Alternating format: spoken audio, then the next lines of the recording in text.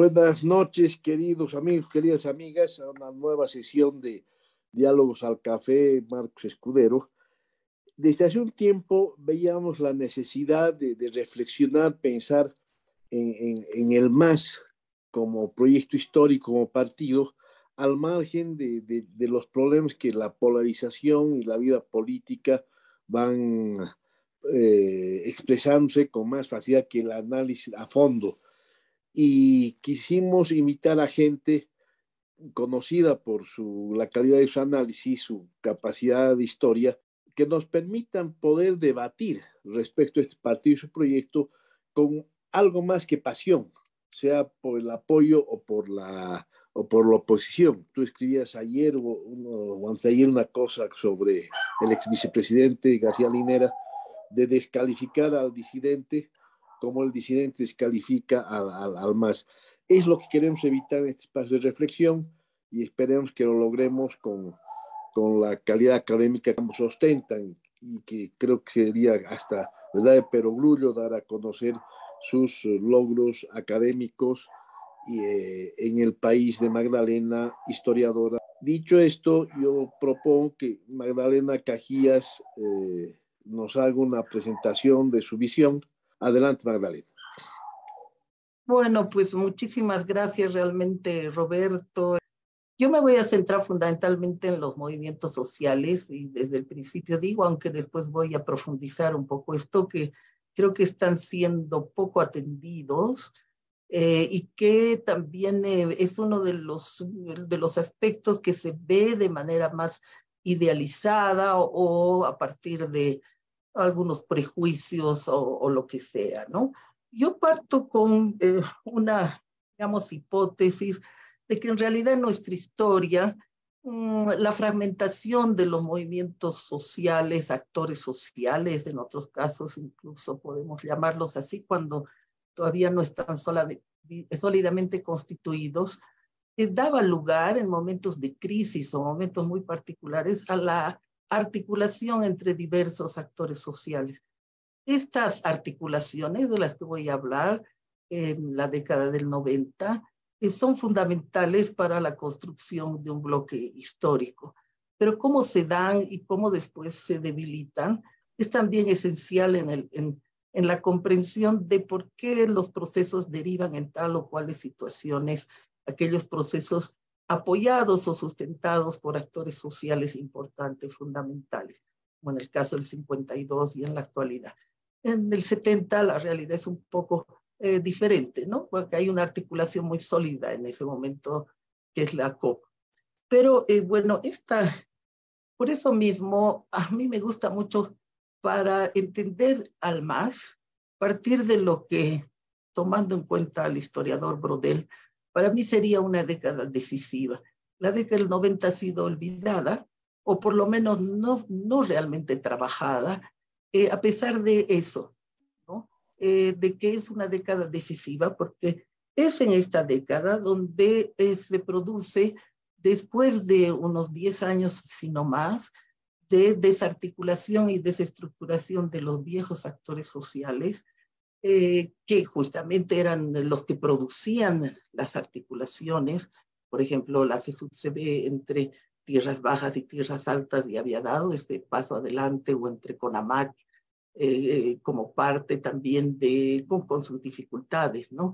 De este conjunto de lo que en algún momento hemos llamado movimiento campesino, y después va a tener otras significaciones.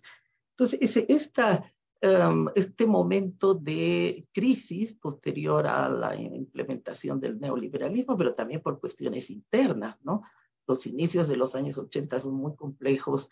El propio proceso de la UDP provoca estas divisiones y separaciones entre distintos actores. Pero la década del 90 para mí se construye de abajo hacia arriba, y eso es fundamental en todo mi análisis, las articulaciones entre los diversos actores sociales.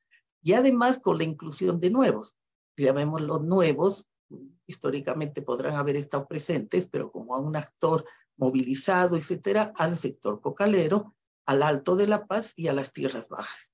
Estos actores se van articulando con los demás Y creo que hay hitos fundamentales que lo hemos trabajado justamente en un video documental, pero que no se difunde mucho. Se da a partir de las acciones pacíficas, más bien, no tanto en los bloqueos, ¿no?, que se dieron a lo largo de todo la década del 90, ni tampoco en momentos de huelgas de la COP donde se notaba esta desarticulación, ¿no? Y esa debilidad que fue tan señalada por distintos analistas. En los 90 se luchó contra todo, contra la ley tal, la ley cual, no las voy a citar, de pensiones, etcétera, etcétera, pero siempre se terminaba derrotado. Entonces, son las marchas pacíficas que confluyen a la ciudad de La Paz, las que en el camino y en una serie de circunstancias van provocando el encuentro entre actores. Creo que el hito requete conocido de la marcha de los indígenas del Oriente en el mismo 90, con la espera en la entrada de Villa Fátima por parte de los representantes del movimiento campesino de tierras altas, del movimiento indígena, a estos que venían de las tierras bajas, y fue fundamental. Pero así podremos ver que también el movimiento cocalero, por ejemplo, donde más interés y adhesión va despertando de sectores incluso urbanos, ¿no?, es a través de las marchas. Fundamentalmente, aunque no solo esa, muy importante la marcha de las mujeres, ¿no?, que va a recibir, incluso hay una marcha que no, la de las mujeres, que entra por la zona de Calacoto y va a recibir el apoyo de estas clases medias que hoy son vistas como, digamos, el reducto de la reacción. Entonces, para mí eso es fundamental, porque al producirse estas articulaciones, se está produciendo un bloque social, no sé si exactamente en términos de Gramsci como contrahegemónico, etcétera, pero evidentemente como una fuerza que empieza a encontrar cuestiones en común, ¿no?, y capacidad de convocar a todos, o por lo menos a algunos de entre ellos, para realizar acciones contra el Estado, a favor de sus demandas. Un momento que a mí me pareció muy interesante también estudiando, leyendo un poco incluso la prensa de ese momento y habiendo visto personalmente, como muchos nos debe haber ocurrido, fue la lucha por la ley INRA, ¿no?, contra la. Es decir, primero se acordó con el gobierno de Lemeneres cierta posibilidad, o uno de los pactos, cierta posibilidad de conciliación en los puntos, y después esto se rompió.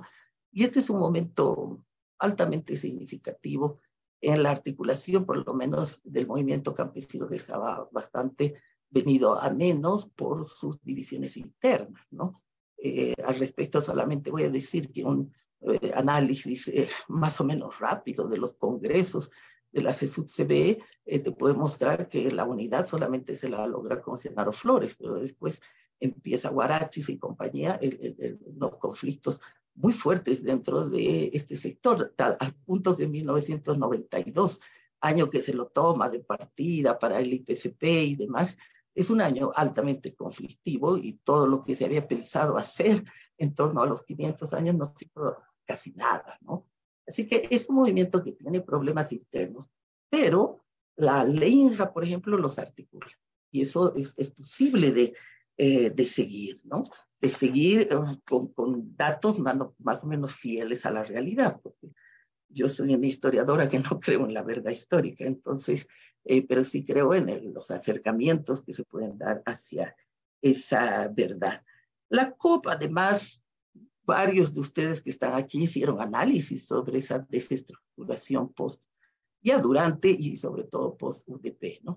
Un debilitamiento por su falta de incorporación del movimiento campesino, pero también porque el movimiento campesino no tenía la capacidad de ganar a otros sectores para que lo apoyen en congresos donde se debatía esto. Ahora, la verdadera articulación se da en el nuevo siglo, ¿no?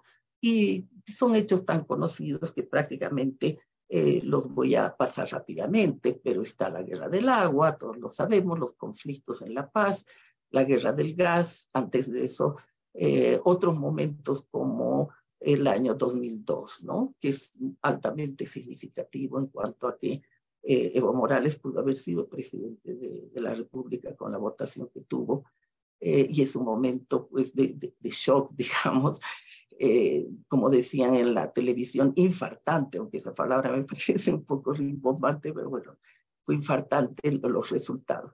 Y ahí se ve que hay realmente una articulación, ¿verdad? Ahora, ¿cuál es para mí la verdadera capacidad del MAS? Ya se ha estudiado mucho esto de haber entendido que los actores sociales eran perfectamente capaces de organizarse políticamente, ganar alcaldías, presentarse en elecciones, y que esta cuestión tradicional, o por lo menos de la década del 80, cuando retorna la democracia, que el MITCA y el MIP y el no sé cuál y el tal no lograban votaciones más allá del 2-3%, empieza a quebrarse, ¿no? Porque conjuntamente a la idea de que es posible participar en el poder local, se empieza a pensar en el poder nacional. Y ahí yo creo que el MAS, no voy a usar la palabra utiliza ni aprovecha, pero efectivamente se pone a la cabeza de un proceso ya realizado, que es el proceso de la articulación desde abajo. Y ese proceso de la articulación desde abajo, recién el MAS, según mi punto de vista, lo logra entender y ponerse en la cima de eso después de la caída de Goni, no es antes. Yo recuerdo haber visto una marcha que llegó de cocaleros a La Paz, en la que ni siquiera en el Alto los recibieron con gran entusiasmo, ¿no? El propio 2003, para mí se ha inventado bastantes cosas, no tiene una amplia participación del MAS, pero estas cuestiones no son tan importantes como el saber que ya para presentarse a las elecciones del año 2005 está subido, no en el movimiento cocalero simplemente, como ahora, después diré, no me adelantaré, sino sobre un proceso de articulación que se ha producido. Ahora, ese proceso de articulación, ¿para qué era? ¿Con qué demandas? Yo creo que es verdad que la guerra del gas genera una agenda, ¿no? Que se llama la Agenda de Octubre. Genera una agenda, pero si uno la analiza con cuidado, no es tan articuladora, es un poco dispersa, es un poco haciendo honor a lo que también ha caracterizado a nuestros actores sociales, un cierto corporativismo, ¿no? A veces falta de solidaridades compartidas. Entonces, pero aquí, al transformar esa demanda en una transformación, en una cuestión de toma del poder, ¿no? Parecería ser que hay un proyecto común. Y hay un proyecto con mucha claridad respecto a qué se quiere hacer post. Obviamente, nacionalización del gas, todos están con eso. Pero otra cosa es la construcción de un proyecto con un sentido más integral. Yo creo que el MAS no lo tiene, pero yo sé que es difícil decir algo así. Un proyecto integral verdaderamente que haga que los actores que están participando en esa votación impresionante y que van a seguir votando a favor del MAS y que van a estar muy contentos de que Evo Morales, el primer presidente indígena, sea su presidente, no comparten verdaderamente el proyecto. O lo comparten parcialmente. Porque para mí no es un proyecto el considerar la transformación social en términos de redistribución, porque la redistribución la puede hacer también un gobierno totalmente y absolutamente liberal o capitalista. En ciertos lugares se da. Suecia, digamos. Son capitalistas, ¿verdad? Muy bien, entonces, este es el mal de nacimiento, ¿no? Del MAS. La cosa enormemente positiva es articular lo que ya estaba articulado, pero con un sentido político, que es la toma del poder, que es llegar al poder, con un proyecto o un partido que represente a esos sectores de los que algunos llaman bloque social. Pero que, digamos, yo insisto que no es un bloque social construido desde arriba al estilo leninismo, no, que es de abajo, ¿no? Entonces, ¿qué es lo que ocurre? Que además, este bloque, digamos, creo que tendría dos cosas importantes, que puede haber más, pero yo me concentro en dos, ¿no? Una, que es todos están de acuerdo de que hay que tomar el gobierno. Y eso es muy importante en Bolivia, porque en Bolivia ya Filemón Escobar dijo que los obreros estuvieron varias veces con posibilidad de la toma del poder y no lo hicieron, ¿no? Ni con la caída del MNR, ni con la Asamblea Popular se plantearon seriamente, digamos, una toma del poder. Ahora, es posible también por los análisis de Almaraz que el movimiento obrero no quería o no podía, él analiza las dos cuestiones, ser poder, porque la articulación que tenía con los otros no era pues tan sólida, ¿no? Era para determinados momentos, pero no para otros, como por ejemplo para la toma del poder. ¿Qué habría pasado si los mineros, por ejemplo, el 52, decidían, como Lora hubiera querido, la toma del poder? Pero aquí hay claramente una decisión de ocupar el Estado, las instituciones del Estado, etc. Eso está clarísimo. Y la otra, que es mucho menos estudiada porque es más subjetiva e invisible, es la recuperación de la memoria. Pero en esa recuperación de la memoria hay un privilegio a la recuperación de la memoria india. Y no así a la recuperación de la memoria todos los actores. Fundamentalmente es una apelación a lo que Benjamin diría la memoria como reparación. Y esto sí podía unir porque muchas personas en nuestro país pueden sentirse y se sentían entonces haber sido excluidas. El discurso del colonialismo interno, que el día de hoy yo creo que ya es una repetición de Pedro Brullo, es decir, en ese momento es muy fuerte y muy importante. El racismo, el colonialismo interno, la exclusión del aparato del Estado y todo eso. Pero eso es un proyecto, claro que puede llevar a creer que es un proyecto étnico-cultural, digamos. Pero por el desenvolvimiento del MAS, yo no creo que sea un proyecto. En el Felipe Quispe sí, pero en el MAS no lo creo. Solo que es un discurso potente, muy importante, para darle articulación a esos actores que han estado peleando toda la década del 90 dispersos y articulándose poco a poco. Muy bien. Entonces, un discurso de la memoria en sentido de la reparación, no solo lo dice Benjamin, lo dice la historia, es fundamental, ¿no? Porque sí permite darle la discursividad, que puede ser también retórica, de que hay algo muy grande en nuestra sociedad que hay que solucionar. Y en este caso, eso muy grande en nuestra sociedad que hay que solucionar es el colonialismo interno, es el racismo, es la falta de atención a los pueblos originarios, ¿no?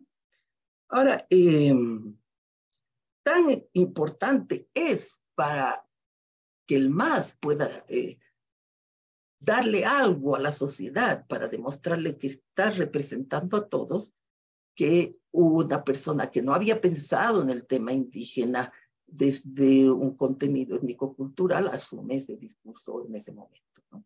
Se viste de indio, recibe el bastón de mando, lo que no correspondía para nada, digamos, a su trayectoria político-social como dirigente de los cocaleros.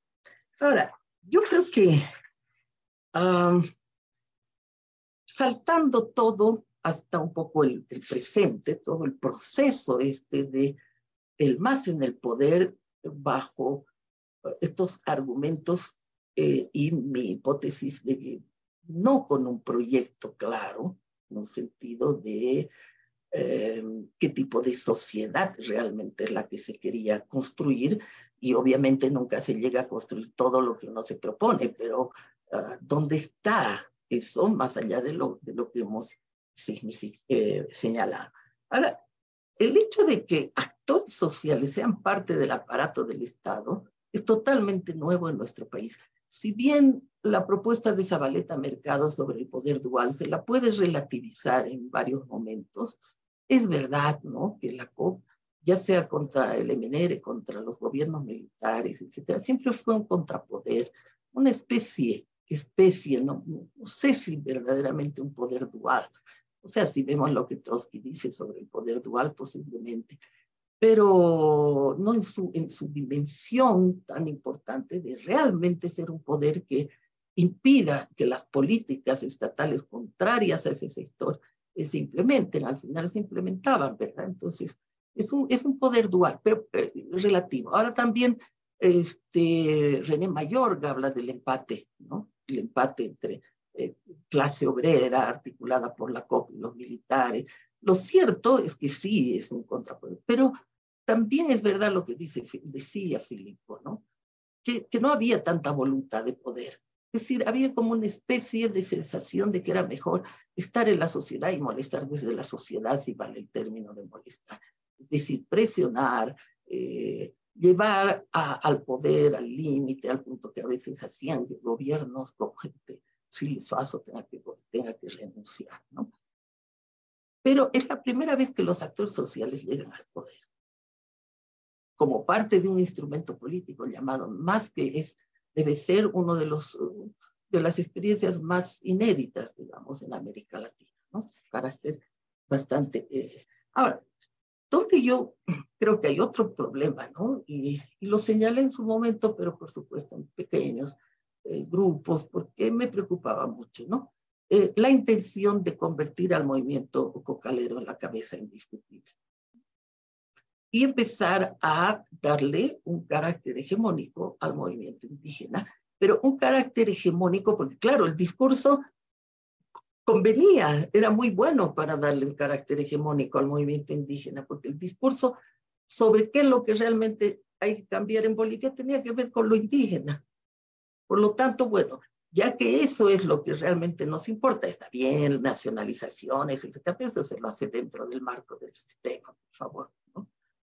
Del sistema anterior, incluso podemos decir, han habido nacionalizaciones en Bolivia desde la guerra del Chaco, como lo sabemos, desde la posguerra. Eso no significa un proyecto, sí una intención de mayor control sobre los recursos naturales. Entonces, Disculpa, aquí... Magdalena, si podrías estar ya cerrando por el tiempo. Uy, qué horror, qué horror. Entonces, qué barbaridad. Listo. Entonces, yo creo que esa hegemonía, ¿no es cierto?, va a tener consecuencias fundamentales porque quiero, sí, 3 minutos, porque quiero articular con lo que había hablado antes, ¿no? Con la desestructuración del bloque. Pero no es una desestructuración visible, porque la manera de todavía mantener a ciertos sectores en el poder se puede parecer al MDR, al barrentismo, es una cosa más, no tanto de pertenencia total, pero se ha perdido al sector de tierras bajas en gran medida.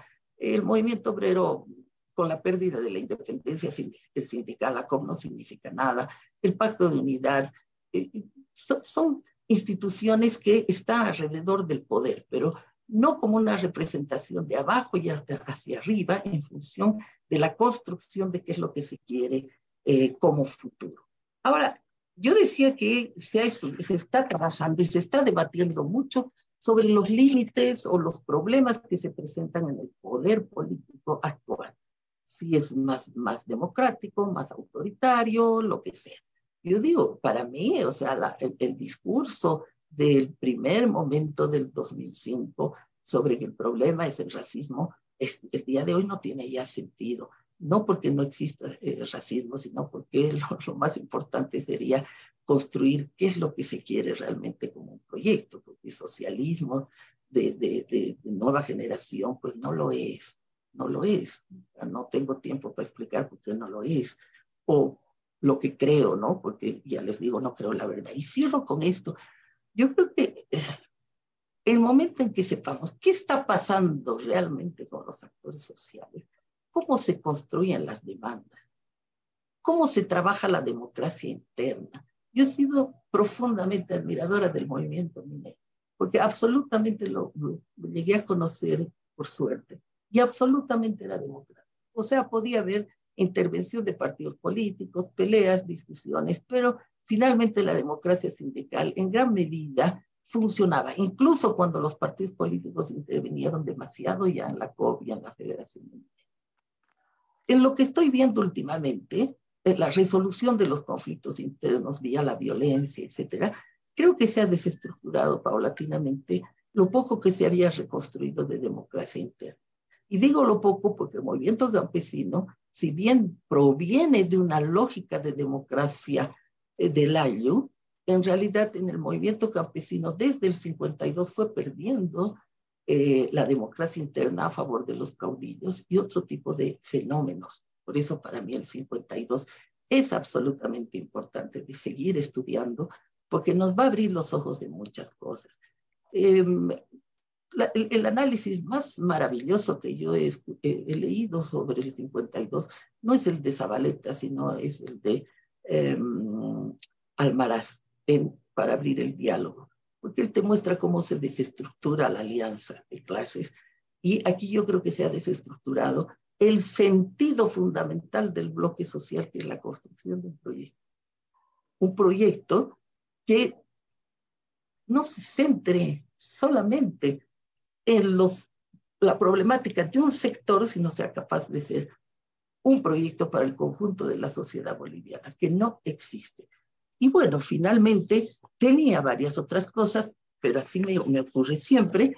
Lo último que quiero decir, a mí me gusta mucho el hecho de que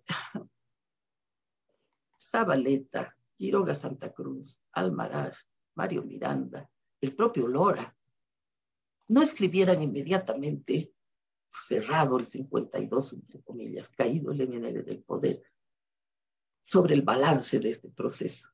Claro, Lora iba escribiendo en masas, etcétera, ¿no? Zavaleta también tenía espacios de poder decir las cosas, pero que escriben seriamente sobre el 52, sus límites, qué pasó con el movimiento campesino, con la COP, etcétera, lo hacen en los 70.